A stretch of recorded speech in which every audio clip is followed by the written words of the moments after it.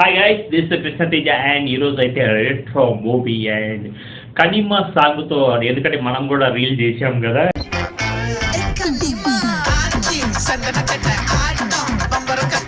And ఆ movie ఎంత hype create అయిందంటే, ఎందుకంటే సూర్య అండ్ పూజా హెగ్డే స్టారింగ్లో అండ్ మనకు కార్తిక్ సుబ్బరాజ్ డైరెక్షన్లో ఈ మూవీ ఎలా ఉంది, దీంట్లో పాజిటివ్స్ ఏంటి, నెగిటివ్స్ ఏంటి చర్చించుకుందాం. ఈలోపు మీరు మన ఛానల్ సబ్స్క్రైబ్ చేయండి.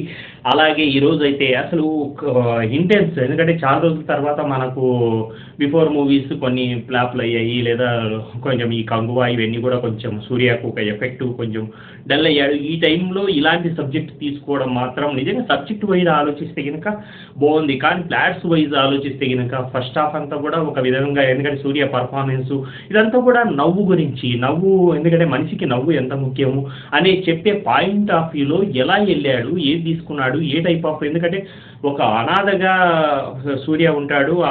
అనాథ నుంచి తను జోజు జార్జ్ అనే తనను పెంచుకొని తర్వాత ఒక డాన్ కింద తను ఒక డాన్ లాగా అయ్యి, తర్వాత అక్కడ గోల్డ్ ఫిష్ గొడవ ఏంటి, అలాగే పూజా హెగ్డే తనకు గొడవలంటే ఇష్టం ఉండదు. ఇలాంటి టైంలో అండ్ దీంట్లో పాజిటివ్స్ ఆలోచిస్తే కనుక ఫస్ట్ 15 మినిట్స్ సింగిల్ స్ట్రెచ్ ఒక 5 సాంగ్ కంపోజ్ చేసిన విధానం అయితే కనుక హ్యాట్స్ ఆఫ్. ఎందుకంటే సూర్య పర్ఫార్మెన్స్ చూస్తే కనుక ఆ నవ్వు, ఒక జైలు ఎపిసోడ్ కావచ్చు, అలాగే వీళ్ళిద్దరు కాన్ఫ్లిక్ట్ కలిసే టైంలో వాళ్ళిద్దరికి మధ్యన ఏర్పడే అవన్నీ కూడా తర్వాత సెకండ్ హాఫ్కి వచ్చేటప్పటికి బాగా దాన్ని డ్రాగ్ లాగి లాగి లాగి, ఎందుకంటే ఇక్కడ ఒక సబ్జెక్టే కాకుండా ప్యారల్గా ఒక 3-4 సబ్జెక్టులు రన్ అవుతూ ఉంటాయి, కానీ అన్నీ కూడా ఇంటర్ రిలేటెడ్గా వాళ్ళు వస్తారు అంటే మన ప్రిడిక్షన్కు తగ్గట్టే అవి రన్ అవుతూ ఉంటాయి. కాబట్టి అలాంటప్పుడు పెద్దగా హైప్ అనేది, ఆ జోస్ అనేది ఉండదు. అలాగే తర్వాత ఆ లాఫింగ్ది ఏంటైతే ఏదైతే తీసుకున్నాడో అది కూడా బ్లెండర్గా ఉంది, ఎందుకంటే ఆ లాఫింగ్ తీసుకెళ్ళి ఆ డాక్టర్ను తీసుకెళ్ళి ఇలాంటి సీన్స్ అన్నీ కూడా కొంచెము ఒక టైప్లో మనిషికి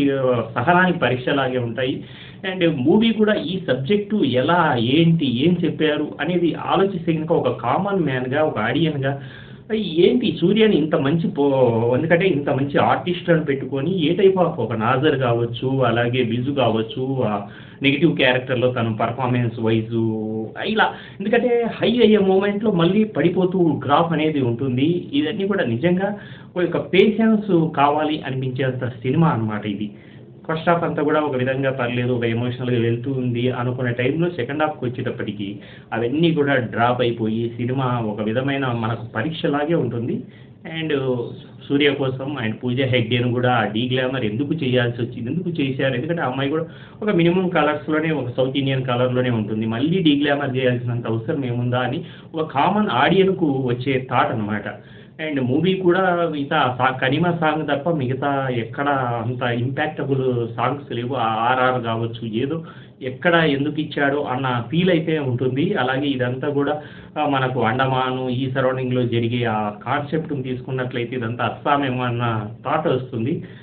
అండ్ సూర్య కోసం అయితే వన్స్ వాచింగ్ థియేటర్.